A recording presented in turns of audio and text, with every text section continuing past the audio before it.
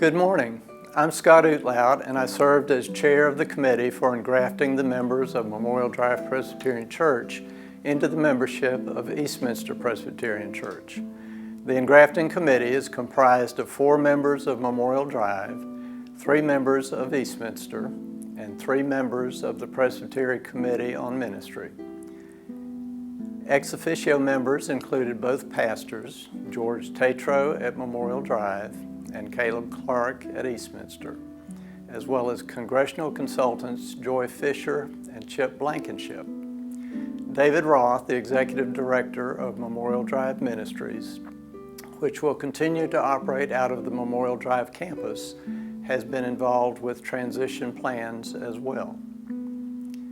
The 2 churches are 5.5 miles apart, and over the decades since the founding of both churches, Memorial Drive was founded in 1952 and Eastminster in 1967. Many members have migrated between the churches. After reviewing records, I've counted 47 members of Memorial Drive who became members of Eastminster. Of those, about 21 are still active members of Eastminster. All 3 of the Eastminster members of the engrafting committee were active members at Memorial Drive during the 1980s. As a longtime member of both churches and as Eastminster's former clerk of session, I gladly welcome the 38 new members from Memorial Drive. Our session and diaconate have warmly embraced this union and look forward to the places that God has in store for us.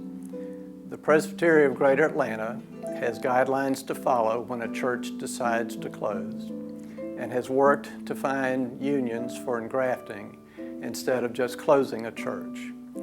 This is the second engrafting in the Presbytery, following the engrafting of Summit and Fayette Presbyterian churches in 2020. I now turn it over to Alan Mackie, former clerk of session at Memorial Drive, to talk about the decision and the process of engrafting with Eastminster. Scott, good to see you.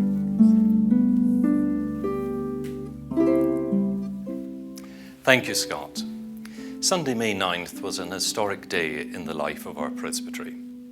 Despite the precautions of social distancing and masks, a new chapter in our church story opened when a group from Memorial Drive Presbyterian Church was warmly welcomed across the threshold at Eastminster. This simple act of faith and love was the smooth culmination of the process of engrafting the membership of MDPC into the life and witness of our friends and neighbours at Eastminster. For nearly 70 years, Memorial Drive was an active participant in the life of presbytery and was often a byword for invitational welcome and radical hospitality.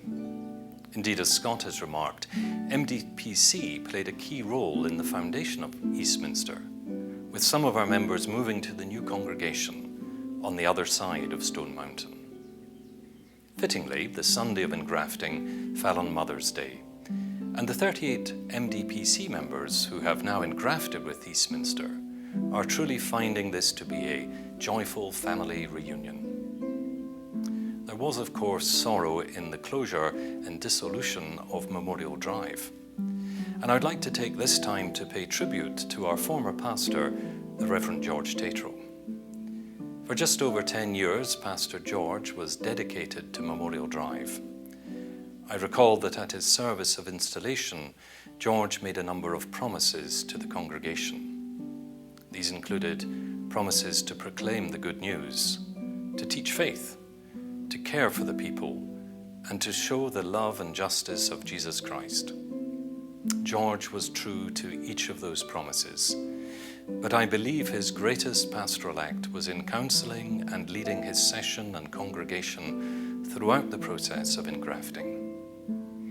As a presbytery, we should give thanks for George's covenantal ministry at Memorial Drive and also his vision for Memorial Drive Ministries. Please continue to support George as he seeks a new call. There was also much joy and hope to be found along the way. The swiftness and warmth with which Eastminster said yes to to Memorial Drive's request to engraft, and the generous time and support of Presbytery and the Committee of Ministry to assist the process, is testament to a living church that is breathing new life into old relationships. Thanks are due to many people who worked faithfully to make this engrafting a success. On behalf of the former session and congregation of Memorial Drive, I'd like to take this opportunity to note the work of Pastor Caleb Clarke, his session and diaconate, who prepared such a warm welcome. To Joy Fisher and Chip Blankenship for their ready assistance and support and kind understanding. To Kathy MacLeod, whose zest for the process encouraged us all to get started, and she and her colleagues from the Committee of Ministry were a real support. And of course to Scott Uthlaut, the Engrafting Committee, for diligently attending to the details of the process. In closing, please keep the congregation at Eastminster Presbyterian Church in prayer as we settle down into a new life together, a new relationship, and finding a new path. And as always, give thanks for God's hand being clearly at work in the life of our presbytery. Thank you very much. Let me say the process of engrafting of Memorial Drive Presbyterian Church, with its rich history and its dedicated members, has been both exciting and rewarding for all of us here at Eastminster. When I first communicated the details of the process to the members, Eastminster and the entire congregation was on board, and that has remained that way throughout the process.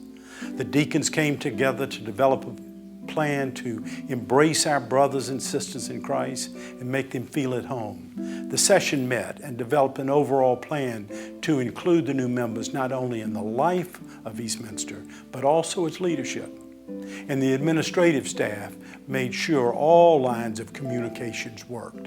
People were literally standing in line to help with the process. The excitement poured over from the boards and the staff to the membership as a whole. However, beyond the excitement came what I call the reward. And let me explain. Eastminster is a healthy congregation with a long history of service to the community and beyond.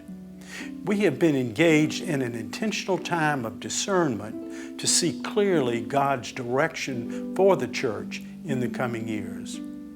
But like most churches, we know that we need to consider change. But as other churches, we found that change was difficult to accomplish. So here is the reward we received. You know, every time a person is received into membership here at Eastminster, I remind the new member and I remind the session that in receiving a new member, the church is changed. The new member's talents and gifts change the church ever so slightly, and especially if the church is open to that change.